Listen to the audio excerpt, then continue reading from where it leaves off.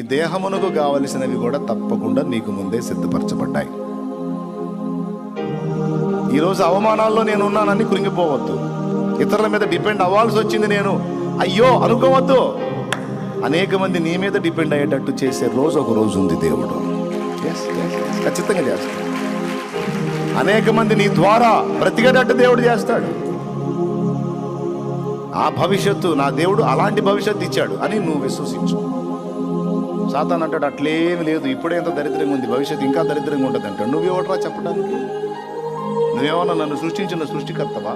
నా భవిష్యత్తు అలా ఉంటుంది, ఎలా ఉంటుంది, భీకరంగా ఉంటుంది, వికృతంగా ఉంటుందని చెప్పడానికి తూకోనరే ఏమనాలా?